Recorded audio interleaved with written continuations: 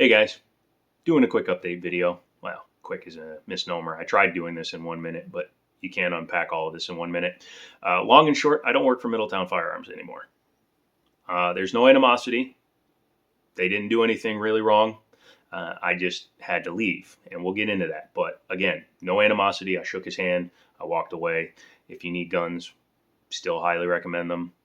Best deals in town kind of thing, and they treat you pretty good. So check them out. Middletown Firearms. Can't link them. Just Google it. Middletown, Virginia. Middletown Firearms. Middletown, Virginia. Yeah. And I'll stop moving my head because the insane difference in light is making the autofocus go bad. Yes. Okay. Let's get into it. The reason I left is complicated. Let's start with the reason I started there. In the beginning of the year, I was helping out two stores, Liberty Arms, which my buddy's father owns, and Middletown Firearms. I was helping them both out, one in the beginning of the week, one at the end.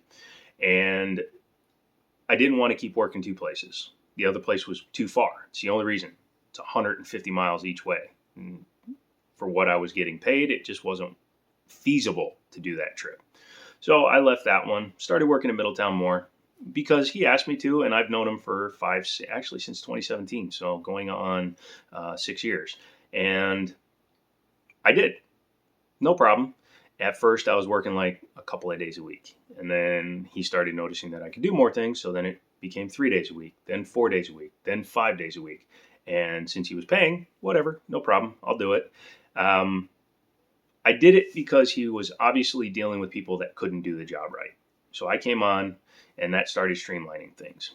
Brought on another couple of people. So I'm like, hey, you need to get some of this burden off of you. So make me your store manager. I'll handle your day-to-day. I'll handle the ordering. I'll do all that stuff. Initially, we agreed and nothing changed. And that was a big problem. I tried to lay down policies. Everybody went around my back. Went to the owner because the owner was there still every day. And things didn't get done. So I got angry. And I stopped being the store manager. No big deal. Things happen. And we went back to the way things were. I just went back to sales. Things were okay. I stopped trying to run his store because it's his store. At the end of the day, it's his store. I didn't like where things were going. I left. That's the point. That's the big point in the story. No animosity, no anger. It's just a little bit of disappointment. But then moving on down the line, things started happening and frustrations kept building. Multiple people were getting frustrated, and just recently it came to a head. And I don't make threats. I don't try to get anybody in trouble. So at the end of it all, handed him my key and said, I can't do it. Best of luck to you. And we parted ways. Shook his hand, parted ways. Again, no animosity. I have no problem with him. Let's talk for a minute. And it's not something I really like doing because I'm giving a life lesson to somebody who's, number one, he's not going to watch it. But I'm not going to name names. I'm not going to throw people under buses here. But how the store is now, under the current way of being managed, is how this store will always be. There's no growth left for this company. Literally none. All it is want tos and can't do's. When you grow a business as far as it has grown, you need to step back and worry about the bigger picture and stop micromanaging. Now, when you're the owner of a business at nearly 10 years and you're there 6 days a week, pretty much open to close, and you don't take time off, you won't give other people the responsibility they need in order to lighten your load, your growth is stopped. That's just the way it is. You do $4 million a year. Cool. That's all you're ever going to do. You're penny pinching. Cool. Why? Because you don't want to grow. You want to stabilize where you're at. You don't want to grow. You say you want to grow, but you won't grow. You won't do the things necessary to grow. You just want to maintain.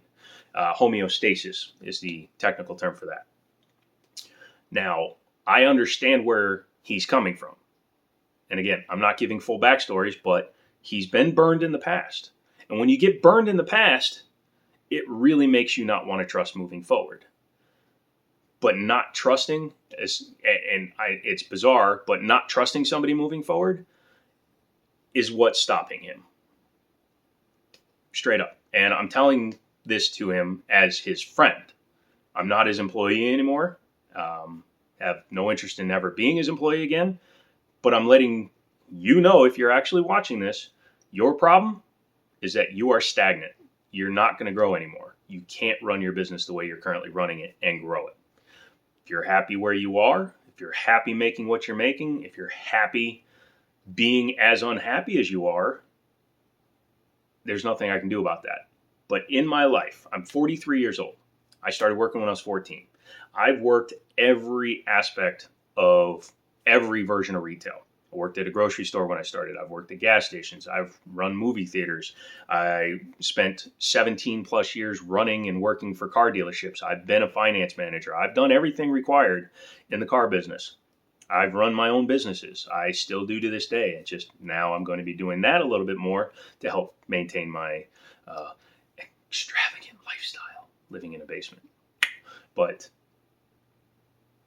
in my experiences, I've worked for small companies and I've worked for multi-million dollar companies. And there's a big, giant disconnect between the guys that don't grow and the guys that do. And the guys that don't grow have to have their finger in every single thing that's going on. At 10 years, you should not be looking at the daily sales figures. You should not be looking at individual departments. What you should be looking at is monthly, year over year. Am I making as much money as I did last year, or am I making more?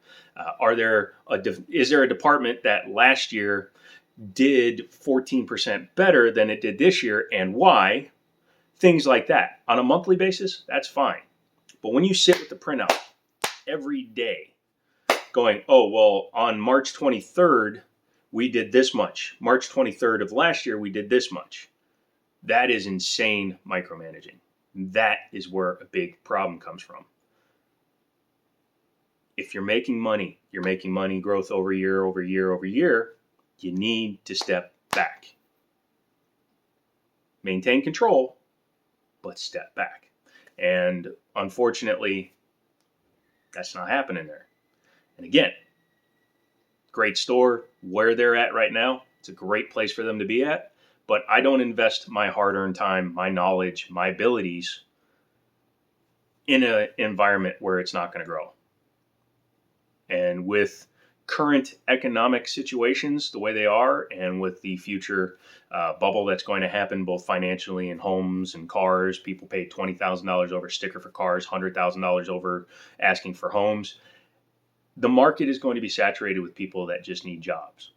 And there are plenty of jobs that pay the same as this job where I'm not going to have to worry about that kind of growth. So if I want to, I can go sit at Sheetz and be a cashier and make more money than I was making there. But I was working there to help a friend and help him grow his business. But when I see the obvious writing on the wall that business is done growing, I can't invest myself to that level. And then personal things were involved in this, more on my end, I guess, because, like I said, there was no stopping me from doing it, and there was no want to stop for me to doing it, if that makes sense. I wasn't asked not to leave. It was just accepted. So when you work in a toxic environment 5 days a week, and you work with a situation where the situation never improves, why would you keep working in that situation? Unless you're happy being stuck in that situation. So again, my decision to leave, my decision to walk away. I tried to tell him all this stuff before. He doesn't want to hear it. Being older than the owner of the company makes it hard for somebody to take my advice. Being in different fields than this person makes it hard for advice to get there. So all I can do is worry about my health and my personal future without stopping them from doing what they're going to do. You know what I mean? And again, this video is mostly for the people that come in all the time, mostly for the people that watch all my videos, so that they understand that personally, it's not an issue. It's all business related. And business and friendship should be separated. And I know one of you is going to be like, oh, you got to watch this video. He's talking smack about you. 100% not. Am not talking bad about him. I am questioning his ownership ability to a point. I'm questioning why he's doing things he's doing to a point. I'm no longer questioning them. I'm moving on with my life. But in order to close that chapter, I want to make this video because, again, moving forward, I won't be talking about them much anymore. And that's just the way it is. I'm actually applying for my own FFL. That way I can do all kinds of stuff. Figured that was the easiest step to go for, and an 0702's easy enough to get, especially when you have industry experience and you have contacts. So I will probably be starting my own FFL. Private, but an FFL. I want to do some custom builds and things like that, and it'll be easier if I maintain my own FFL. So that's about it. Sorry, I've got all of Alex's guns. You know Alex, he has all the Raccoon Police Department guns. You know, the Raccoon Stars Beretta, and a beautiful high point and 40 cal with an amazing bluing job on it. So he has some stuff I'm going to be taking a look at, but yeah, that's it. If you have any questions, comments, whatever, leave them down in the comment section below. Again, I don't wish any ill will towards them. I hope they succeed and do everything they want to moving forward. I hope you guys keep coming back and watching some of the other videos, because I have range videos to update. I finally figured out why that piece of crap was running like crap, because crap kept crappening to it. And I'll make a quick video on that. So yeah, come back for all that. Now that I'm not going to be working for him anymore, I'm going to be focusing more on the 3 channels that I currently have, and hopefully we can crank out some content, get it going. Let's grow this side of the channel. That way, well, you get better stuff. I'm out of here. I will talk to you later.